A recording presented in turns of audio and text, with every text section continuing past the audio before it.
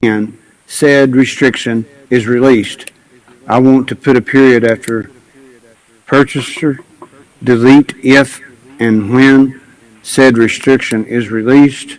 And the explanation is that I believe that quit claiming the deed is uh, a way to transfer the property without addressing the restriction, which would cost us a lot of money and take a lot of unnecessary time and would put that on the property owner. And I don't think it's anything that's going to ever be a question, but I think it's just a simpler way for us to deal with it. So I'm making the motion that we accept the minutes with that amendment, and I'm I'll looking for a second that. second. I'll second that. Second by Mr. Spivey, and do we have questions on that? Just not a question. I would just like to verify or clarify that that is exactly what we said at the last meeting. It's not that you're changing it because it's anything different, but I think we need to clarify that that is what we said at the meeting. We were going to do a quick clean, and I think that the minutes need to be augmented. I agree with you 100%, but we're not changing our ideas or mind or anything. That's what happened last time. Yeah. That's a great point. What we're trying to do tonight, or what I'm trying to do, is to accurately reflect what we said and intended initially, and it's my responsibility that it's not been corrected. I saw it and should have got it changed before I got here tonight, but I didn't.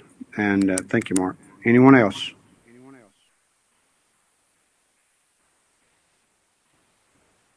Then we'll call the question. We've got a motion and a second. Uh, what order? Who's calling? Okay, we're ready. We're ready, Christy. Mr. Gilmore, Yes. Mr. Hughes, Yes. Mr. Ireson, Yes. Mr. Jones, Yes. Mr. Robinson, Yes. Mr. Spivey, Yes. Miss Thomas. Yes.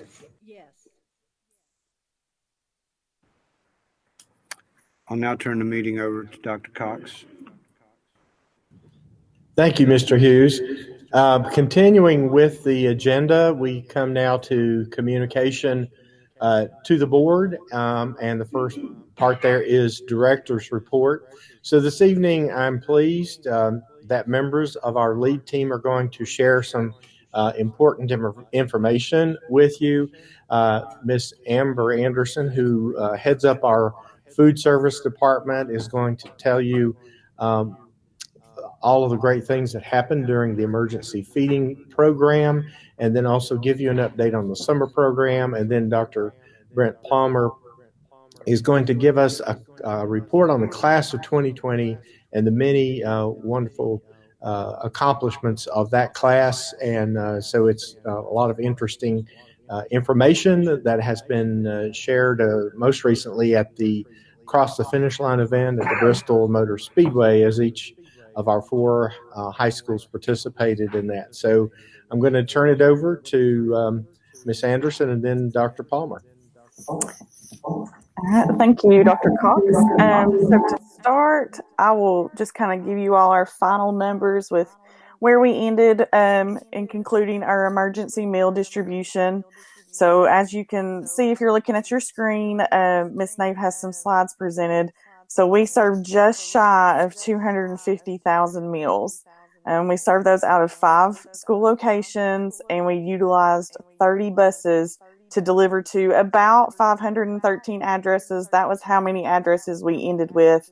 But we had some addresses coming on and off quite a bit there towards the end. But I do want to say that none of that could have been accomplished without my school nutrition team members, our lead team, so many teachers and staff that volunteered at our locations and rode buses. And I think what we accomplished is nothing short of outstanding. So I'm very appreciative of the team members I had helping me with our emergency meals. The next thing I want to just recognize, normally this is something that we discuss or recognize at our Pinnacle Awards. And since we didn't get to have those this year, I just still want to acknowledge these schools for their cafeteria excellence and achievement of receiving 2 100s on their health inspections. So we had 8 schools to receive 2 100s on their health inspections, and they're Bluntville Elementary Middle, Central Heights, Holston Complex, Indian Springs, Miller Perry, Rock Springs, Sullivan Gardens, and Colonial Heights. So fortunately, we were able to get all of our inspections in prior to the school closure, but we're happy to recognize these schools for their excellence. And then final, I'll give you just our summer meals update. This was our first week of service.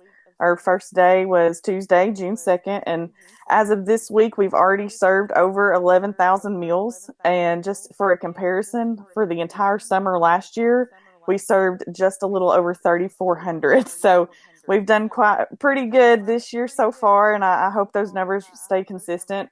We are utilizing 7 locations. We have Bluntville Elementary Middle, Bluff City Elementary, Central Heights, East High, Ketron, South High, and Sullivan Gardens. We are not doing any sort of delivery. We are only doing the drive-through service at these locations.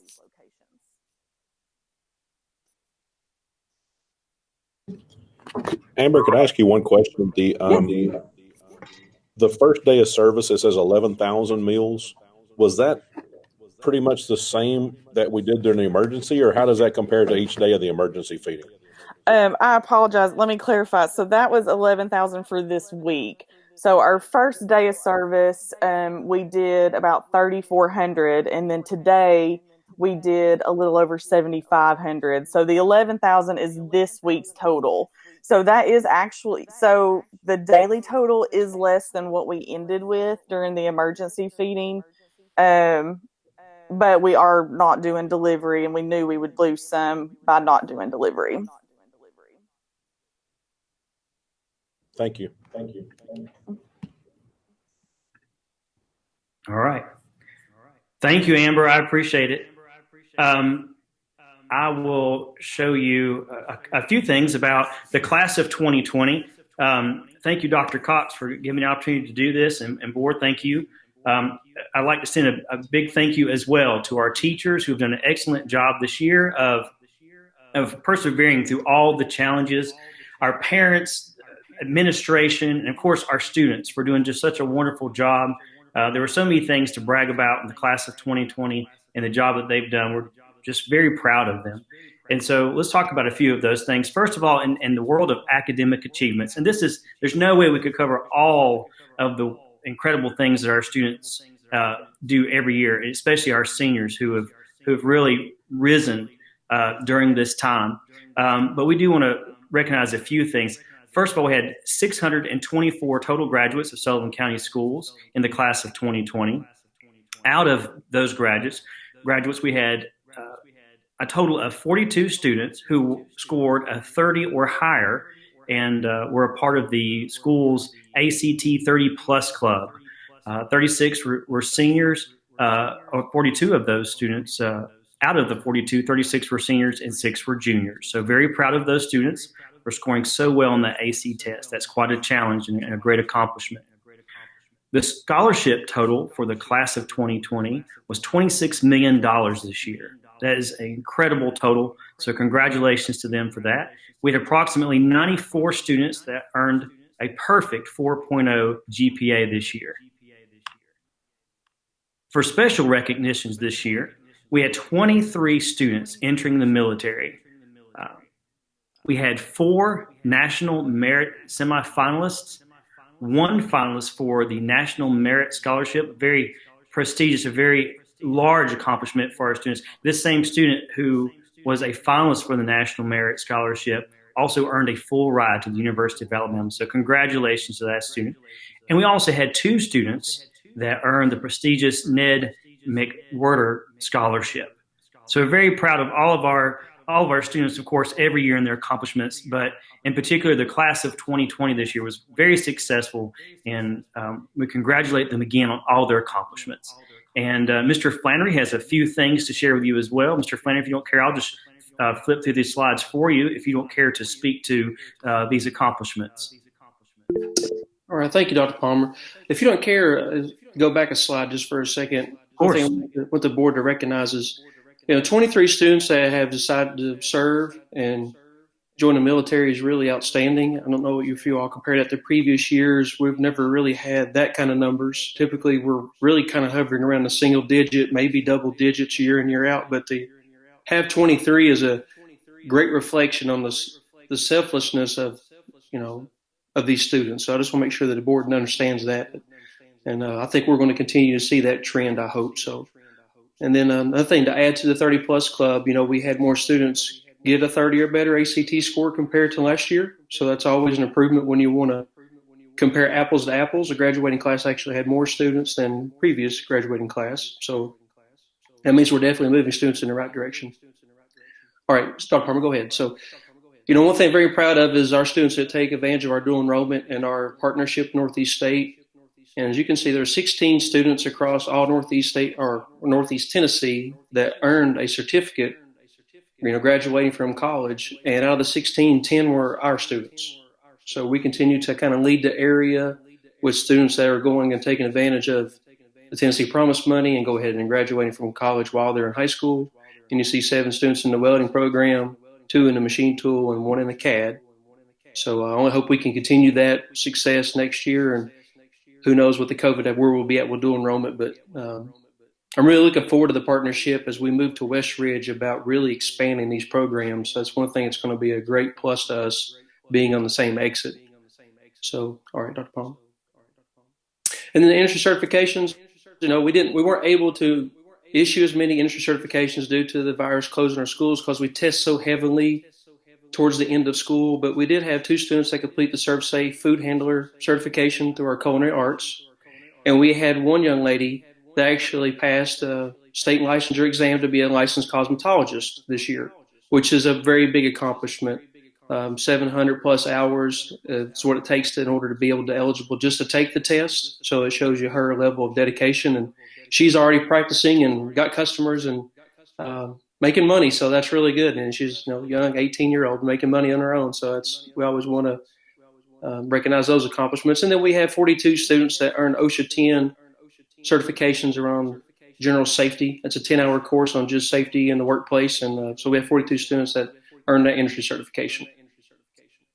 So does anybody have any questions for me on the board or anything about any of those things? All right, thank you, Dr. Palmer. Thank you, Mr. Flannery. And thank you, Dr. Cox, and thank you, board. We appreciate you. Well, I just wanted to say I appreciate you folks for putting this together. I had asked our lead team, especially Dr. Palmer, to put together this report, sharing the good news that has been created by our senior class this year. And something I hope will become a little bit of a tradition that we share this kind of information each year, celebrating our graduating class. And I'd be remiss if I didn't take this opportunity to say a big thank you to our staff, again, especially to Dr. Palmer, for leading the efforts for the Cross the Finish Line. That was a huge success with our high school principals, our teachers that all came out to support. We had very high participation from all of our schools, and then also to our lead team, who has just worked so well together and come and pitched in to help in so many ways. So really great job, folks. I wanted to say that we really appreciate these wonderful things that have been happening and celebrations of our students. So thank you so very much. And so with that, Mr. Flannery, did you want to say anything about the cosmetology program that's on there, or would you rather wait till next month to make those comments? I think we can just wait till next month. Dr. Cox, just do it in the work session. Okay, very good. So, Mr. Chairman, that concludes the director's report. I thank you for the opportunity to share this good information. Thank you very much. We reviewed and discussed the July meeting, and I think we all agreed that the 9th we would meet. We will have our workshop at 4:00, and our meeting at 6:30. Is everyone still good with that after having a few minutes to think about it? Then we'll consider that our date unless something surprises us. And that's all I have, Dr. Cox. Thank you. The next items on the agenda were discussed during the work session. That really basically is the sale of the properties. And I don't know, Mr. Hull, did you have any additional comments that you wanted to make or reports to make, or do you think the work session discussion was sufficient?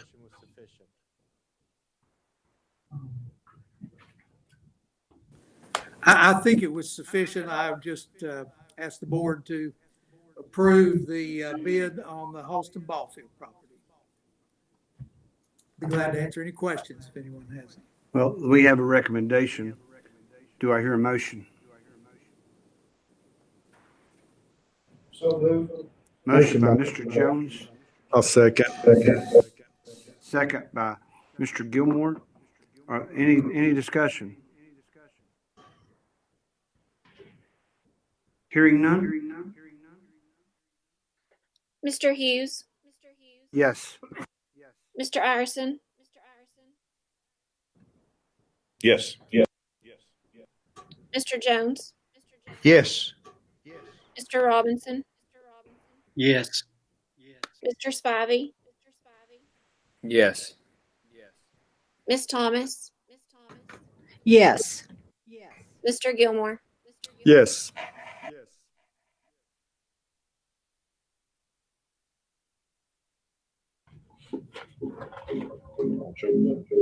Okay. So continuing with the agenda, then we move to new business, and the first item we do have a recommendation for you for the board to approve the list of our teachers who have achieved the status of tenure that has been provided by Mr. Smith. So we do recommend that the board approve this list of teachers for tenure. Before we do that, can we have that list? It's not that long, is it? You want me to read it? Yes, sir. Okay, sure. Before you read that, can I ask you? Since these are on the unfinished business, do we need to officially just table these? We can't just like pass up. I mean, Sullivan, Holston Valley Institute and Holston Valley and Old Holston, we heard in the work session it's not ready yet. Do we need to just leave them on there? Do we need to table them until next meeting, or what do we need to do? Because I don't think you can just leave them hanging. We don't need to really do anything. With no action, can we not? We already discussed it. Yeah. Okay. All right. Okay. Just a moment, I'll pull that up. I have that list if you need it. Okay, so the list of teachers recommended for tenure, I'll read the name of the teacher and then the school where they taught at this past year.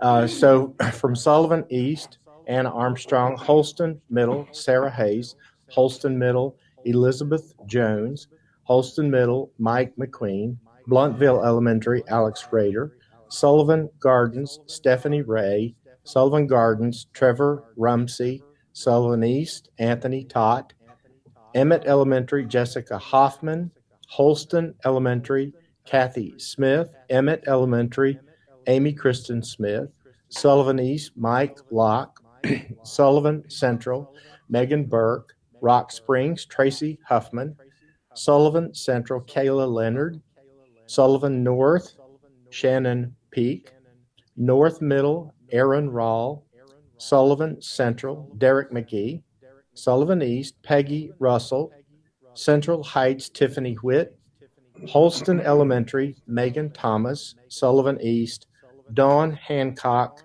and Sullivan East, Leah Davis. Thank you. So we have a recommendation. Do I hear a motion? Motion by Mr. Iverson. Do I hear a second? I'll second. Second by Ms. Thomas. Questions or discussion on the motion?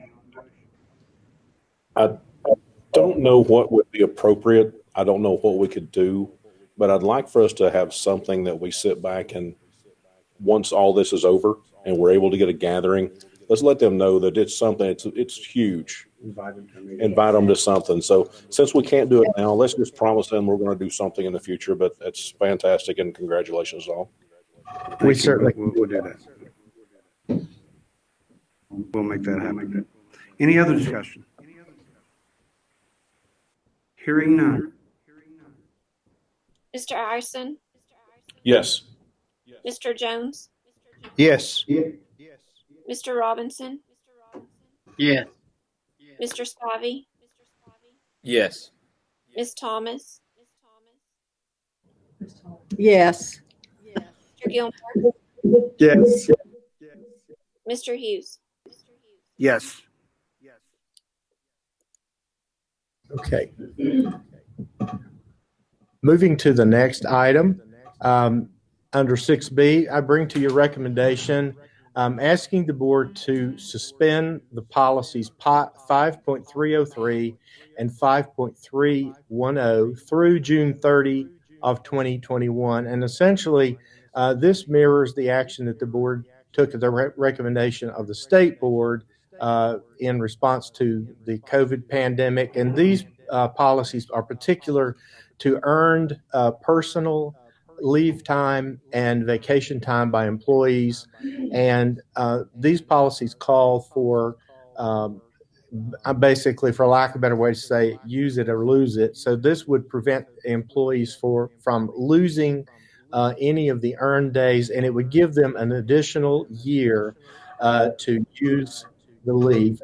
This provision then would expire at the end of June in 2021. So again, it's to protect our employees from losing vacation and personal days. So I do respectfully request that you approve this provision, suspending those provisions of those policies for basically 1 year. I'll make that motion. We have a recommendation. Thank you, Dr. Cox, first of all, for that catch. That's a big deal. I'll make the motion. Do we have a second? I'll second. Matthew, Mr. Spivey, I think he got in. So, Mr. Spivey seconds. Discussion. Hearing none? Mr. Jones, Yes. Mr. Robinson, Yes. Mr. Spivey, Yes. Ms. Thomas, Yes. Mr. Gilmore, Yes. Mr. Hughes, Yes. Mr. Iverson. Yes. Thank you. We move now to item 6C. So actually requesting two actions here. Waiver of the rules to adopt this policy on first reading, and then the adoption of the policy itself. And this policy actually was discovered as an omission in our policy manual. It is a TSBA policy, and essentially this does require any staff member who would have an arrest to report that. It does not necessarily infer any particular action. It's just a requirement of notice if there is an arrest. And so several school systems in Tennessee do have this policy, and we're just not one of them. So it was a find, and the reason for this is simply to remedy that. So I ask you to do two things: to take a vote to waive the rules, to adopt the policy on first reading, and then to adopt the policy itself. First, let's entertain the motion to for the waiver. Do I hear a motion? So moved. Second.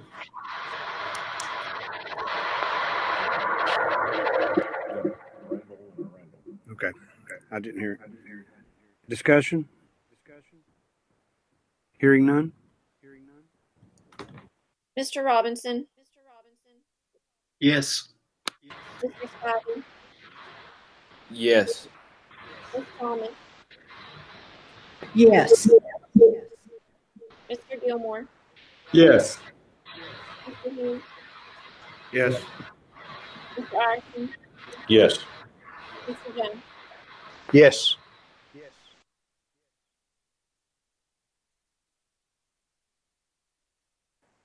Now we'll take a vote on the original recommendation. Do I hear a motion?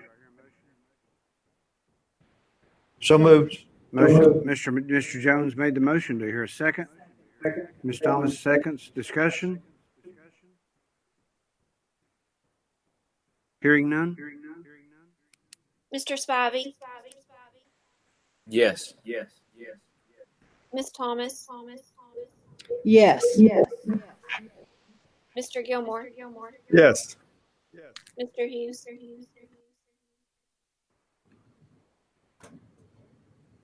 Mr. Hughes, Yes. Mr. Iverson, Yes. Mr. Jones, Yes. Mr. Robinson. Yes.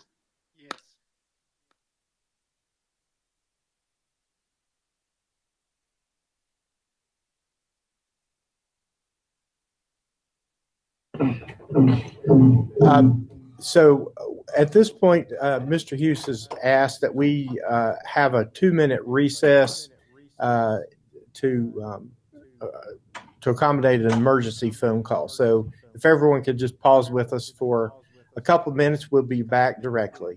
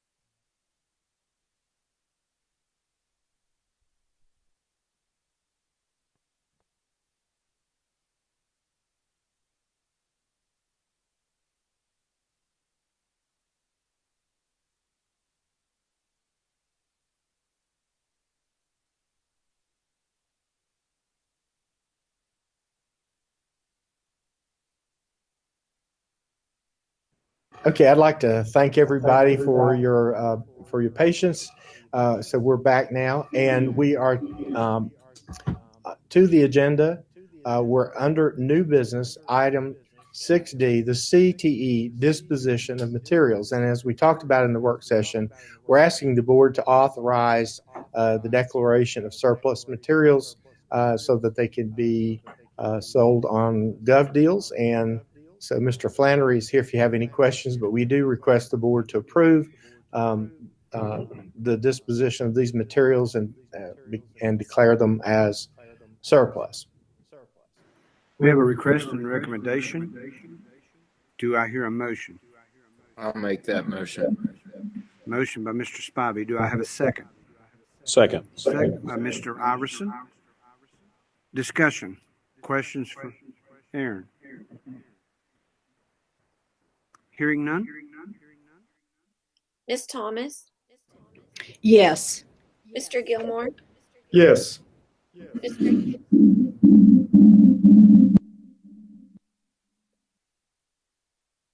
Yes. Mr. Iverson, Yes. Mr. Jones, Yes. Mr. Robinson, Yes. Mr. Spivey. Yes.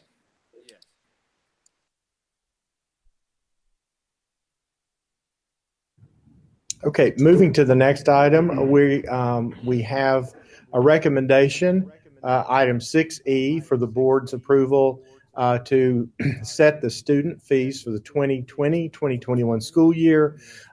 These are the same as this current year with no increase. So we do ask the board respectfully to approve the student fee schedule for the 2020-2021 school year.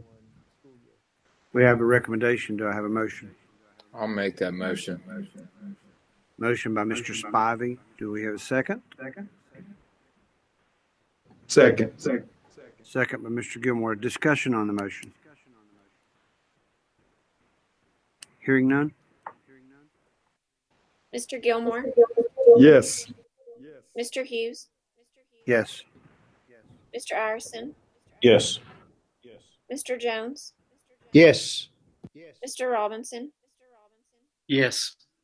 Mr. Spivey, Yes. Ms. Thomas. Thank you. Next up is item. Okay, Miss Thomas didn't record her vote, so she I didn't hear my name.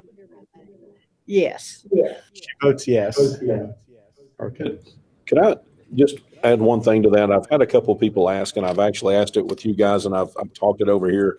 But I want people to understand those fees don't come to central office. Those fees go to the schools, and the school uses those. So just because I'd been asked before, and I got the information, I want to make sure everyone else has that information, is that that money is not anything other than going to your school to help your kids.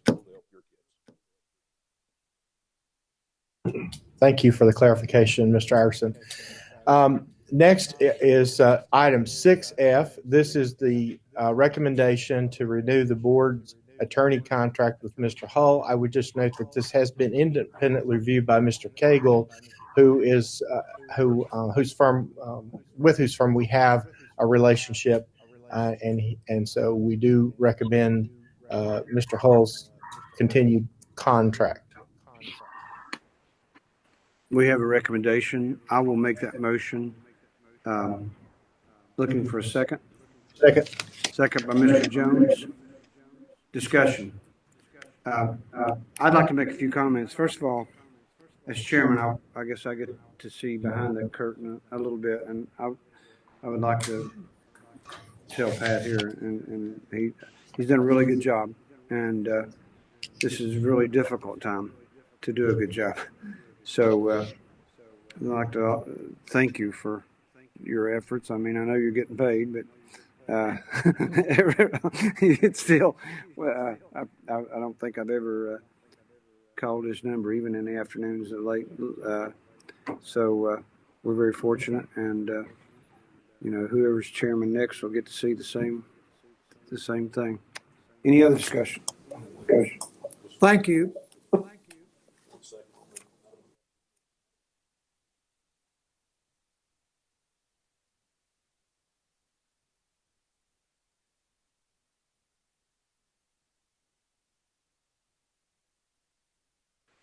Your mic's not on, Mark.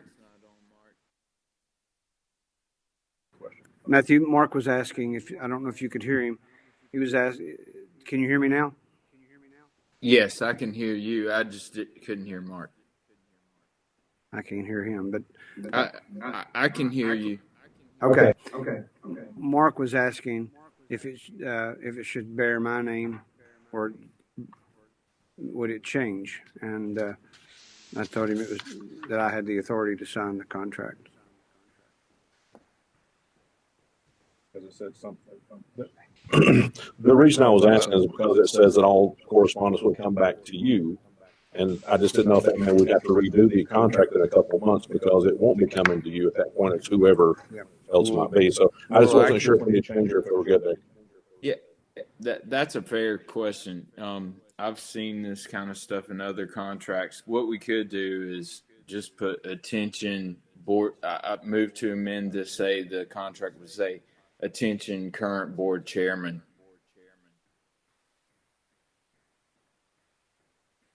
Everyone okay with that? Okay, where were we? We have a motion and a second. Any other discussion? Hearing none? Mr. Gilmore, Yes. Mr. Hughes, Yes. Mr. Ireson, Yes. Mr. Jones, Yes. Mr. Robinson, Yes. Mr. Spivey, Yes. Ms. Thomas. Yes.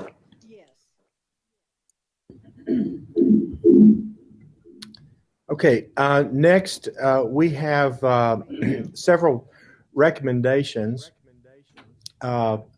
for end of the year budgetary items. It actually begins with item 6G, including 6H, 6I, and then subparts for the title budgets, 6I, A, B, C, D, E, F, G, and J. So we did speak about these in the work session. The board had an opportunity to hear from Ms. Deloach, and if it's the board's pleasure and you would like to avail yourself of the option, the board could entertain a motion to approve all of them together or separately or some combination thereof. So I just offer to you, these are our recommendations to you for your consideration and recommended approval of the budgetary items that begins with 6G, the GPS amendments, and then would conclude with 6J, the consolidated application. Dr. Cox, these are all federal programs. We have a recommendation for 6G through 6J. We'll consider them that way unless someone has an issue with that. Do we have a motion? I'll make that motion. Motion by Mr. Gilmore. Do I hear a second? I'll second. Second by Mr. Spivey. Discussion on the motion? Hearing none? Mr. Hughes, Yes. Mr. Ireson, Yes. Mr. Jones, Yes. Mr. Robinson, Yes. Mr. Spivey, Yes. Ms. Thomas, Yes. Mr. Gilmore. Yes. Okay, thank you. We come to the final request under new business, item 6K. It's a request to add an assistant director stipend, and this is a second assistant director stipend, and it would be for the consolidation of functions in the central office on the lead team. This person would be the assistant director of operations, business, and human resources. And then Ms. Buckles is our current assistant director, who would be the assistant director for student learning. So my request is for the board to approve a $5,000 stipend for the purpose of the second assistant director stipend.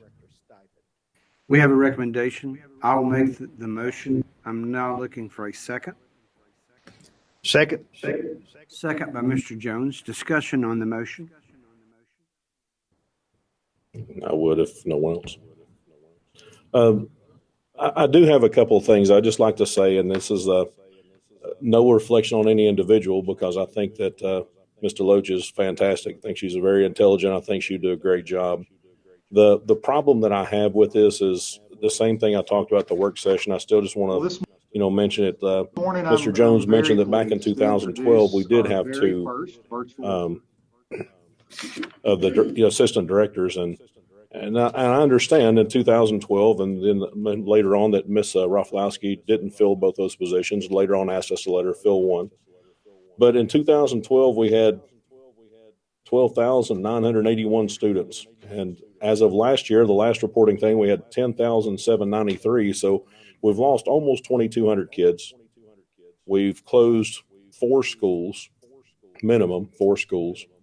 We're in the process of closing more schools and consolidating even more. I understand there's a lot of work that goes on. I understand there's a lot of work at the state level. And like Dr. Cox said, I do understand that just because you have less students or less, things, there's still a tremendous amount of work that has to go on.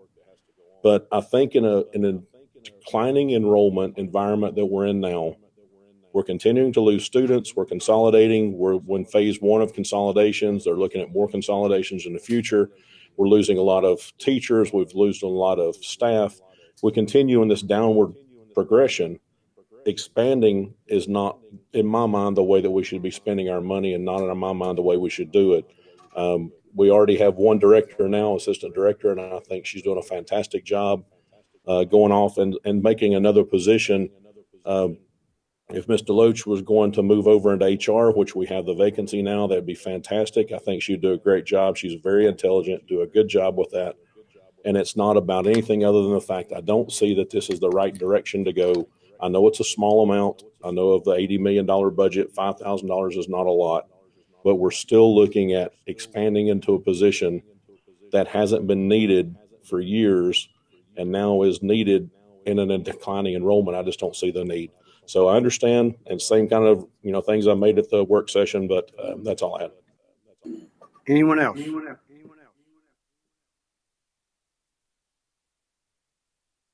I would just add that I fully support the recommendation.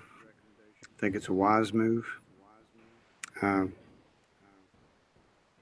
think our central office, all of them, wear lots of hats, and I think we've lost people for that, because of that over time.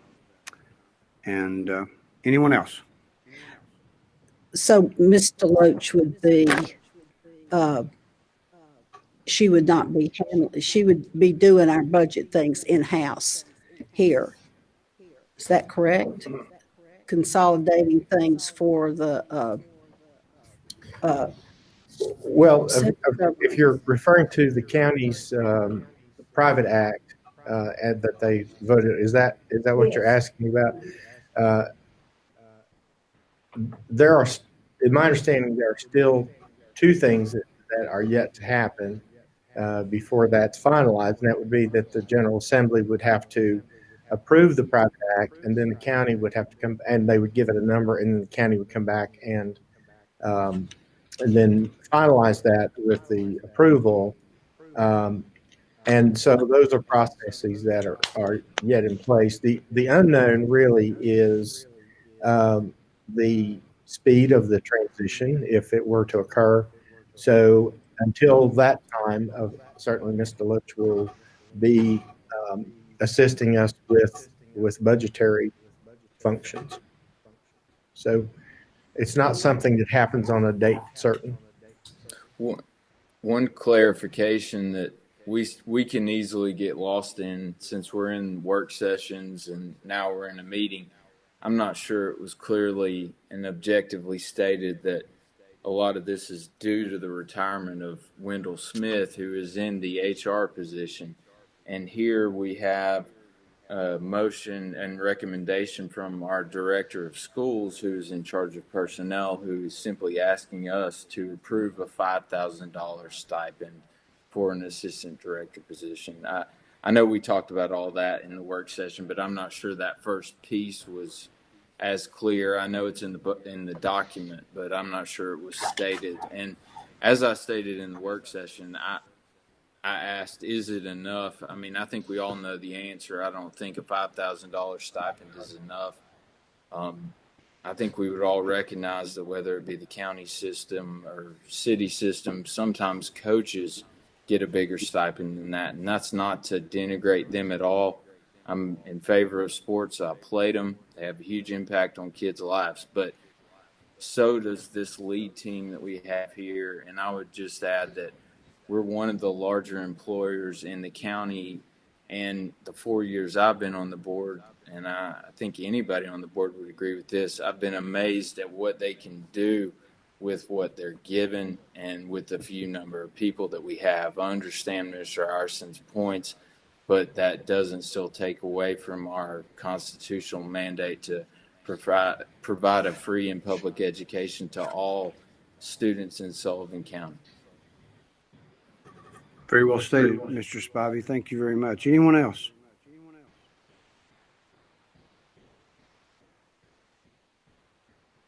Hearing none? Mr. Ireson, No. Mr. Jones, Yes. Mr. Robinson, Yes. Mr. Spivey, Yes. Ms. Thomas, No. Mr. Gilmore, Yes. Mr. Hughes. Yes.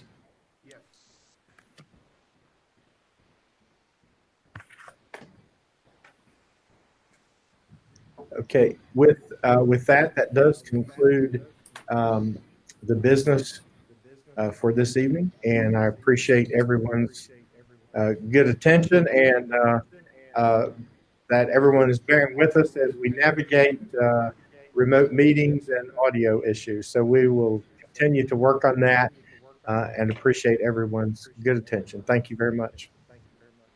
Anyone has any final thoughts before I adjourn? Seeing no further business before the board, we now stand adjourned.